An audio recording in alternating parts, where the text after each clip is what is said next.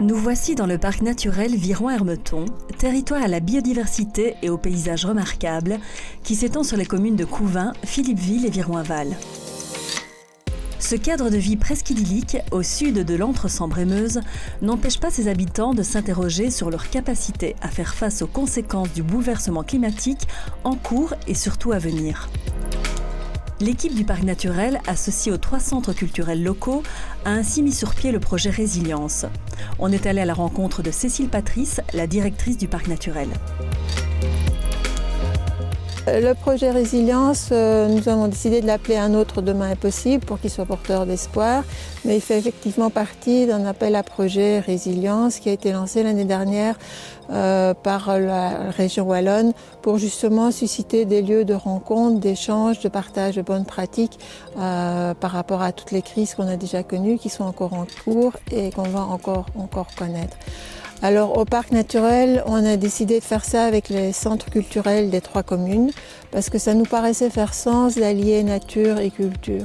Et donc nous avons démarré ce projet cette année-ci avec une phase essentiellement axée sur des actions de sensibilisation culturelle. On a eu une deuxième phase qui était plutôt la mise en place d'ateliers pour répondre aux demandes qui émergeraient des citoyens par rapport à toutes ces crises. On a alors réadapté un petit peu la fin du projet qui devait être une fête de la résilience, d'ailleurs le nom est resté, mais qui a été plutôt une phase de réveil des consciences avec la table ronde et un débat.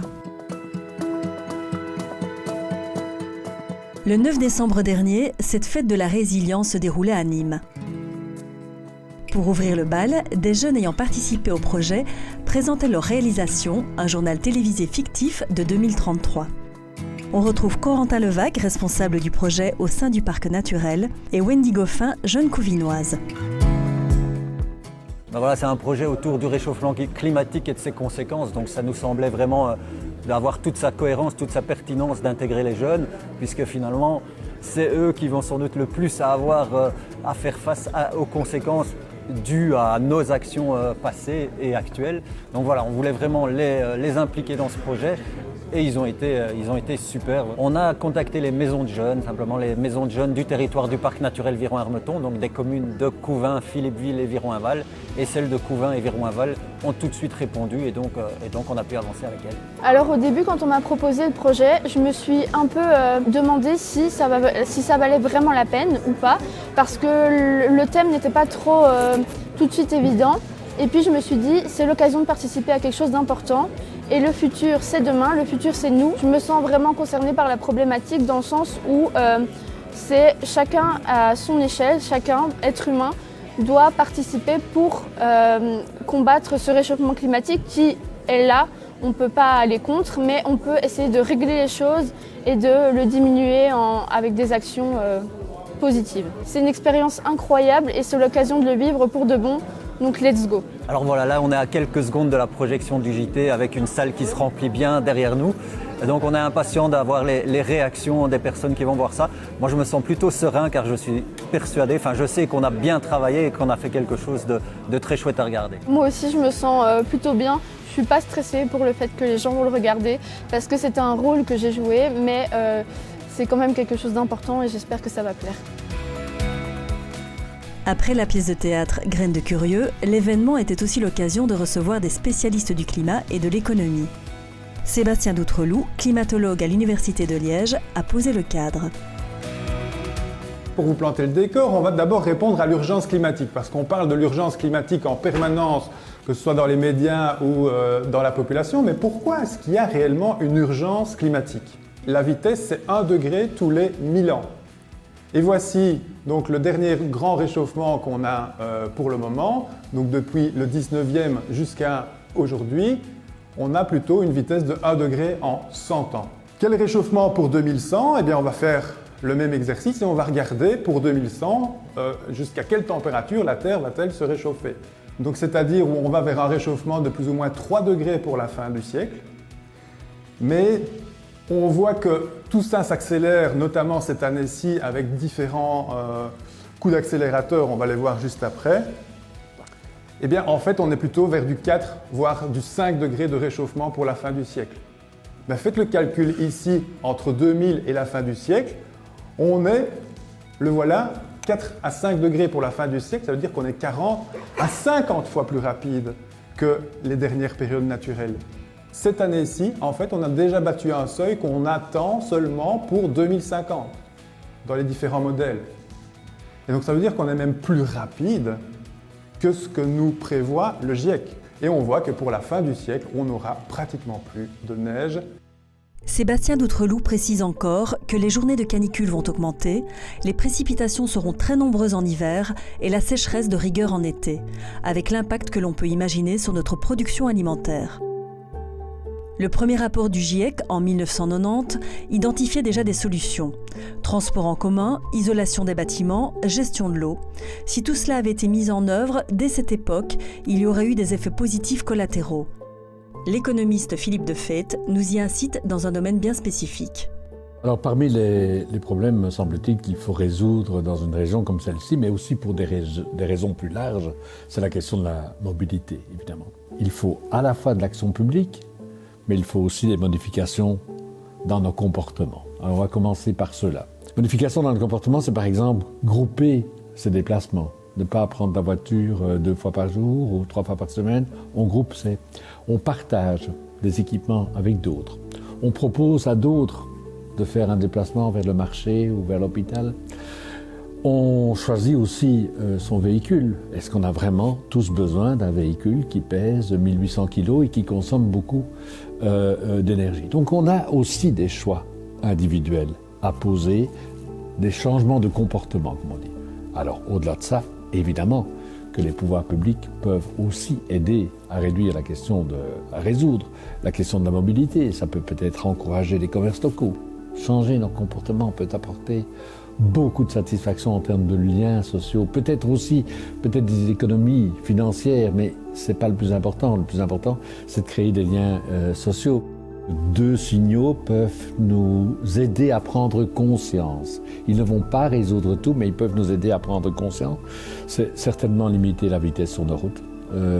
Ça a l'avantage immense de nous obliger à ralentir notre rythme, à faire des économies, à avoir moins d'accidents, avoir moins de bruit. Et puis un message en matière de vol aérien. Enfin, je veux dire, quand on voit, on n'est même pas capable d'imposer une taxe de 10 € sur les tickets d'avion. Il faut vraiment que le pouvoir politique prenne ses responsabilités. Le professeur Dr Bruno Coleman, économiste et membre de l'Académie royale de Belgique, nous expose des pistes de solutions à mettre en place. En fait, il ne s'agit pas d'urgence, mais d'extrême urgence, parce que la plupart des scientifiques considèrent qu'on va avoir un crack écologique avant 2030, donc c'est dans quelques années. Et donc le problème est multiforme, il y a énormément de variables, on ne pourra pas changer le monde en quelques années puisque c'est le produit de quasiment 2 siècles de révolution industrielle. Donc ce que je crois qu'on devrait faire, c'est réhabiliter le concept de l'intérêt général, c'est-à-dire de subordonner toute décision d'entreprise, personnelle, politique, au bien-être des futures générations. C'est-à-dire se poser la question à tout moment de savoir si un acte qu'on pose, une décision qu'on met en œuvre, aura un impact favorable en matière d'environnement. Est-ce qu'il y a une réponse négative, il ne faut pas le faire. Mais donc ça supposera aussi de faire des arbitrages parce que ça conduira immanquablement à une certaine sobriété. Et donc le danger, c'est qu'en fait, il n'y a pas assez d'écologie militante.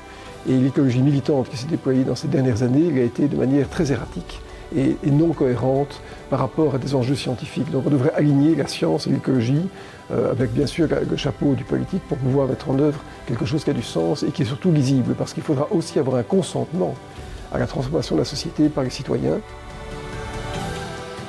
Non, la décroissance est un problème très compliqué parce que ça suppose qu'avec la métrique que nous maîtrisons maintenant, à savoir la mesure du PIB, on soit d'accord de faire baisser le PIB. En fait, en réalité, le PIB, il baisse déjà maintenant, sans le savoir, puisqu'on le mesure de manière financière, mais on épuise la nature. Donc on est déjà techniquement dans une décroissance planétaire, mais qui n'est pas restituée de manière financière. Les organisateurs de l'événement ont également voulu donner la parole aux acteurs de terrain qui sont touchés par les bouleversements climatiques et qui mettent des actions en place pour y faire face, mais aussi pour diminuer l'impact de leur activité sur le climat. Pour en parler, Cyril Guillot de la ferme du Tchapia. L'impact pour nous du dérèglement climatique sur notre activité, donc en tant qu'arboriculteur fruitier à la ferme du Tchapia, c'est une question surtout d'organisation et de prévision. C'est-à-dire qu'on parle de dérèglement climatique, mais évidemment on ne sait pas encore comment vraiment ça va évoluer sur du long terme. Alors une de nos caractéristiques quand même, c'est qu'on est sur une logique d'arbre fruitier, notamment surtout sur un modèle d'arbre fruitier haute tige, avec du coup des choix de production qui sont menés et qui vont rester. En fait, les arbres vont avoir une durée de vie de 90 ans, 100 ans. Donc il y a un choix de modèle qu'on établit, mais qui va aller au-delà de notre activité. Donc oui, en effet, l'agriculture est parfois vue justement d'un point de vue négatif comme émettrice ou en tout cas consommatrice de pétrole. Je pense que c'est aussi à nuancer en fonction des types de production, des modèles. Il y a des modèles plus extensifs que d'autres, il y a des modèles plus gourmands. Alors nous, dans nos choix, mais c'est vraiment dans notre domaine d'arboriculture fruitière, parmi les choix qu'on avait, on a essayé d'aller donc à la fois vers quelque chose du plus résilient possible, mais aussi très peu consommateur en pétrole. Et donc voilà, c'est un tout. Et donc nous, clairement, par rapport à notre modèle de production, on estime avoir un modèle qui vraiment est un bilan en tout cas qui capte du CO2 et qui du coup retrouve son image noble. On retrouve Cécile Patrice qui fait le bilan de la journée et évoque la suite à y donner.